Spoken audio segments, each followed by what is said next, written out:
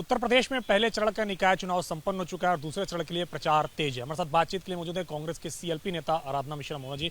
Ma'am, पहले चरण का चुनाव संपन्न हो गया, किस तरीके से नतीजों को देखते, क्योंकि बीजेपी आश्वस्त नजर आ रही कह रही हम ही सभी जगह जीतेंगे। जिस तरह से मेहनत कर रहे हैं भारतीय जनता पार्टी के सभी वरिष्ठ नेता, पूरी कैबिनेट लगी हुई है, तो उससे तो साफ लगता है कि आश्वस्त तो नहीं है। क्योंकि अगर आश्वस्त होते और उन्हें अपने काम पे भरोसा होता, पिछले 5 साल पिछले निकाय चुनाव में भी बहुमत इन्हीं का था, विकास कार्यों पर और उपलब्धियों पर इतने आश्वस्त होते तो इस तरह के रोड शो और हर गली में हर सड़क पे प्रचार करते ना नजर आते।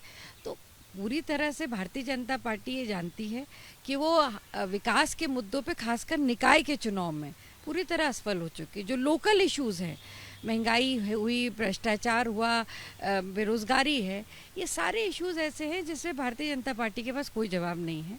इसलिए सब प्रचार में जुटे हुए हैं। जहाँ तक पहला चरण का चुनाव हो चुका है, मतदान हो चुका है, दूसरे चरण का 11 तारीख को होने वाला है। तो सारा कुछ 13 तारीख का जब परिणाम आएगा तो कितने आश्वस्त बीजेपी है और कितनी सीटें उनके आएंगी, सब सामने आ जाएगा। कांग्रेस अपने लिए कहाँ जगह देखती है, क्योंकि प्रतापगढ़ की चाहे बात करें, प्रयागराज की बात करें, लखनऊ की बात करें, हर जगह आपका प्रभाव है। तो आप भी प्रचार के लिए गई थी, किस तरीके से वहाँ के नतीजों को देखती है? देखिए, जो मेरा अपना अनुभव है राजनीतिक, मैं इतना ज़रूर कहूँगी कि अब जनता जो है, चाहे वो पार्लियामेंट का चुनाव रहा हो, असेंबली का इलेक्शन रहा हो, जिस तरह का भ्रम पैदा किया राजनीति में भारतीय जनता पार्टी हमेशा जो मुख्य मुद्दे उनसे भटका करके चुनाव में इस तरह के माहौल पैदा कर देती। भले ही उनके पक्ष में परिणाम आ गया हो, जनादेश हम लोग के लिए सर्वोपरि है, पर जो मैंने देखा है अब इन मुद्दों पर भारतीय जनता पार्टी को जनता वोट देने वाली नहीं है।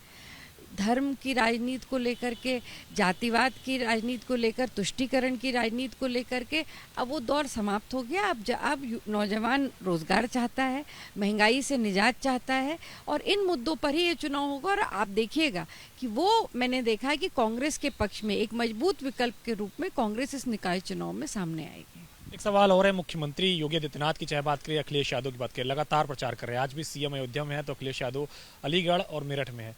कांग्रेस पार्टी का प्रचार किस तरीके से चल रहा है? बड़े नेता ज्यादातर नजर नहीं आए। ये सभी लगे हैं प्रचार में, और हमारा जो पूरा प्रदेश का नेतृत्व है वो लगा हुआ है। अब राष्ट्रीय अगर किसी स्टेट में इलेक्शन हो रहा है तो वहाँ पर हमारा नेतृत्व चुनाव लड़ रहा है।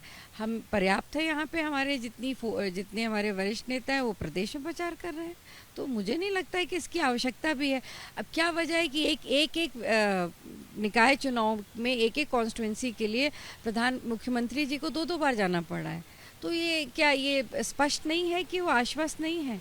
वो जानते हैं कि उनके सामने बहुत बड़ी चुनौती है, इसलिए इस तरह से लगातार वो जैसे पार्लियामेंट और असेंबली चुनाव प्रचार करते हैं वैसे कर रहे हैं। एक आखिरी सवाल है, अगर बात करें तो परसों यानी कि 10 तारीख को स्वार में और इसके अलावा मिर्जापुर की 96 सीट पर उपचुनाव होने हैं। कांग्रेस पार्टी नहीं लड़ रही, लेकिन बीजेपी के सहयोगी अपना दल लड़ रही, समाजवादी पार्टी लड़ रही है। कांग्रेस किस तरीके से वहाँ पे भूमिका निभाएगी? क्या किसी को वोट देने की अपील करेगी? देखिए, अभी इस पे निर्णय नहीं हुआ है और मेरे ख्याल से आज शाम तक इस पे विचार हो जाएगा। पर भारतीय जनता पार्टी को जो भी हराएगा, कांग्रेस पार्टी उसको, उसके हाथ को मजबूत करेगी। शुक्रिया हमसे बातचीत करने के लिए हैं सीएलपी लीडर आराधना मिश्रा मोहन, जिन्होंने तमाम सारे मुद्दों पर एबीपी गंगा से खास बातचीत की। कैप्टन रोहित के साथ अविनाश तिवारी, एबीपी गंगा, दिल्ली।